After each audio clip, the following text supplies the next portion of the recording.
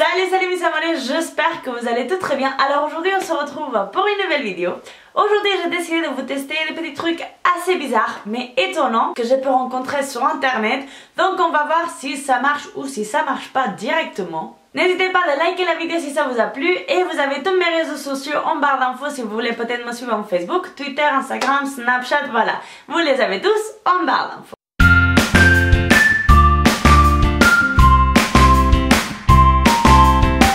Je me suis maquillée pour faire l'intro, ça va pas durer longtemps. Parce qu'en fait je veux tester le Trimasking. Alors je me suis acheté les 3 masques de chez L'Oréal qui ont sorti il y a pas longtemps. Alors c'est rien d'exceptionnel, mais vous inquiétez pas que celles-là qui approchent, elles sont plus folles une que les autres. Donc j'ai vu un peu partout le Trimasking, j'avais envie de le tester. Parce que c'est vrai que par exemple si j'utilise celle-là elle est exfoliante. Si je le mets sur tout le visage, il y a des endroits où ça va dessécher, il y a des endroits où pas forcément j'ai besoin d'exfoliation. Donc je pense que le Trimasking c'est une très bonne idée. Je me suis donc démaquillée et on va passer tout de suite à l'action. Celle-là c'est la masque pour exfolier. Donc je vais l'appliquer sur les parties que j'ai plus de points noirs. Ensuite je vais passer avec celle-là qui est matifiante. Je vais la mettre aussi sur cette partie-là parce qu'elle me brille énormément. Et celle-là pour illuminer, je vais la mettre sur toute cette partie-là.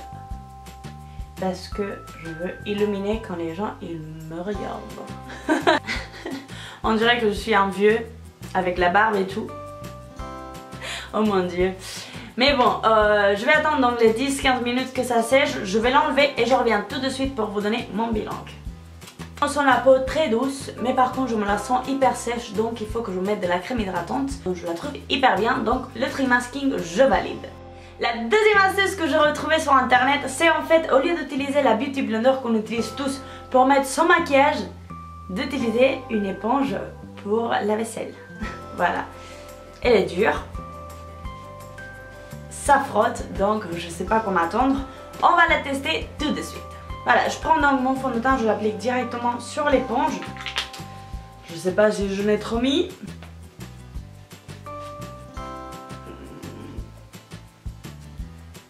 Ça t'explique pas si tu dois le mouiller. En fait, je t'explique. En fait, je te mets une image d'avant et après et tu te démerdes.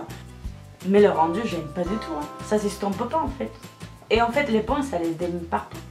Voilà, donc l'éponge, elle est très dure. Ça me frotte en fait, ça me gratte. J'aime pas du tout, donc cette astuce, faut pas l'utiliser, faut même pas le tester, ça marche pas. Pour la troisième astuce donc que je vais vous montrer, ça va être une fourchette et ma tête, voilà, surtout mon nez. Et c'est en fait qu'on va utiliser la fourchette pour faire le contouring du nez. Je vais commencer donc avec la partie pour illuminer, donc voilà, je vais mettre ma fourchette. Et ensuite avec la partie plus foncée, je vais faire les contours. Tout simplement, il faut suivre les lignes et... Ouais, ça passe. Je vais estomper tout ça. J'arrive pas à l'estomper, donc pour moi ça marche pas. Je pense que j'aurais dû mettre de la peau translucide avant, donc ça va marcher. Mais bon, voilà. Ça marche, mais pour moi c'est en milieu, voilà. Ni ça marche pas. Parce que donc j'arrive pas à l'estomper. La quatrième astuce que je voulais vous partager aujourd'hui, ça va être en fait d'utiliser un rouge à lèvres liquide, mais avec un fini mat. Pour faire une mèche fantasy, on va tester ça tout de suite. Je vais prendre donc le plus rose. Il faut prendre une mèche. Alors si vous êtes brune, je pense pas que ça va marcher.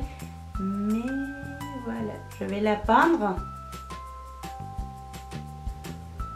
Et voilà, donc une fois qu'on l'a appliqué, il faut attendre que ça sèche. Et on verra bien le résultat juste après. En attendant que ça sèche, je peux déjà vous dire que si vous avez les cheveux frisés comme moi, ça va pas vous servir.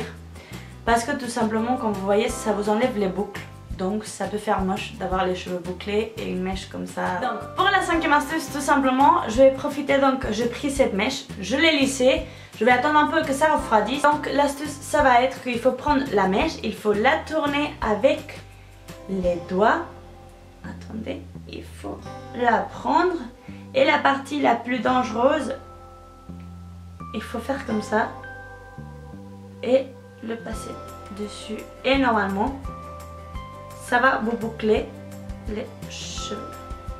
Faut faire attention de ne pas vous cramer.